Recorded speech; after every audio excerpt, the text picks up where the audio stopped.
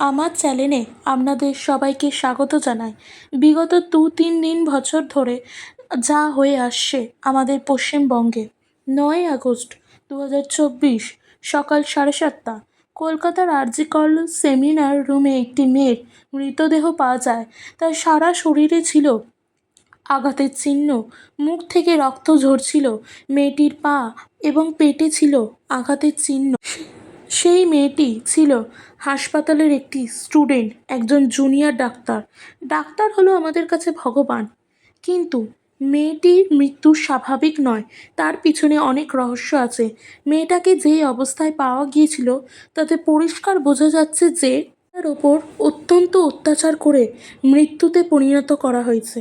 হাসপাতালের পক্ষ থেকে এই বিষয়ে বলা হয় যে মেয়েটি নিজে থেকেই আত্মহত্যা করেছেন। এমনও দাবি করা হয় পুলিশও শুরুর দিকে এটাকে আত্মহত্যার দিকে নিয়ে গিয়েছিলেন, কিন্তু কেন পুলিশ এই ঘটনাকে অন্য মোড়ে ঘুরিয়ে দিতে চাইছেন? তবে মেয়েটির মৃত্যু হলো, কে বা কারা এই অপরাধ করেছেন?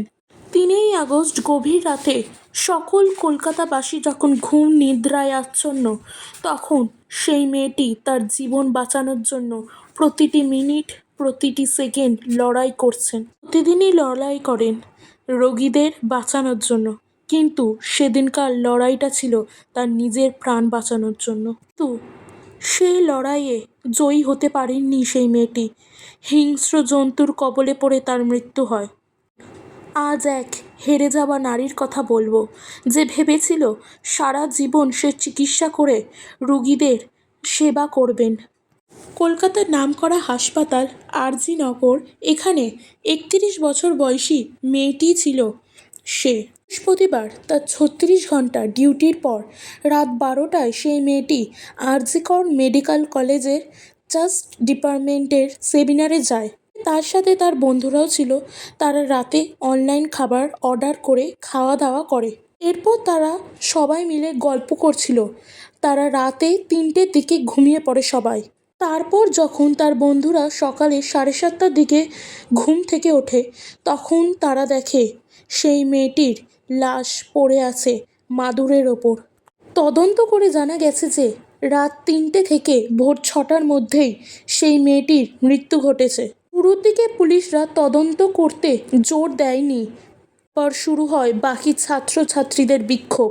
গোটা রাজ্যে এই আন্দোলন শুরু হয়। এরপর সেই মেয়েটির বাবা মায়ের সামনে ওই মেয়েটির মৃতদেহ পোস্টমর্টম করা হয়। সেই পোস্টমর্টম রেকর্ডটাও করা হয়েছিল। সেখান থেকে উঠে আসে অবাক করা কিছু তথ্য।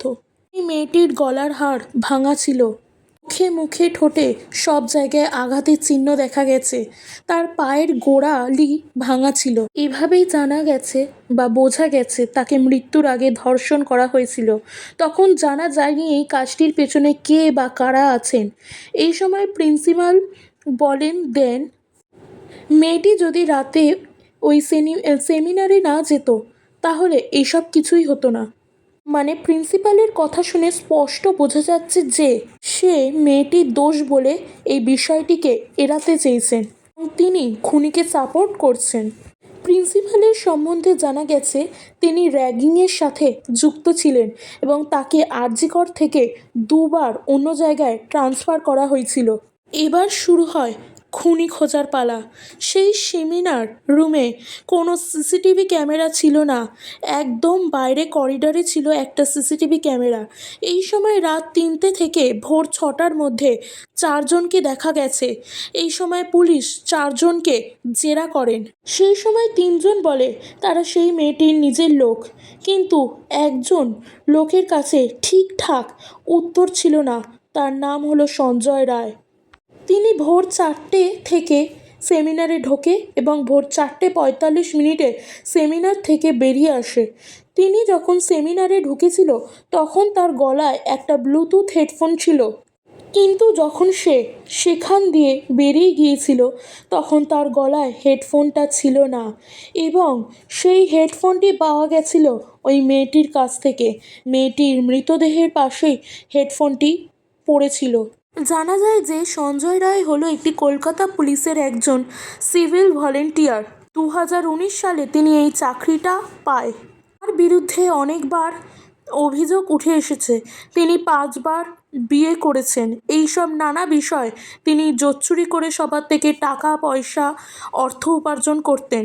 জানা গেছে সঞ্জয় রায় অলরেডি তার দোষ স্বীকার করে নিয়েছেন, কিন্তু সেই মেয়েটির শরীরে 2টো সিমেন্স দেখা গেছে, তাই পুলিশের সন্দেহ সেখানে সঞ্জয় রায় ছাড়াও আরেকটি লোক ছিল।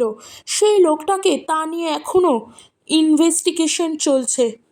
পুলিশরা এই বিষয়কে ধামাচাপা দেওয়ার চেষ্টা করছেন, এই বিষয়ে আমরা কম বেশি সকলেই জানি, কিন্তু নারীর সুরক্ষা, শিশুর সুরক্ষা, কিশোরীর সুরক্ষা নিয়ে আমাদেরই ভাবতে হবে। প্লিজ যারা যারা এই ভিডিওটা দেখছেন সবাই কমেন্ট করো #উই ওয়ান্ট জাস্টিস।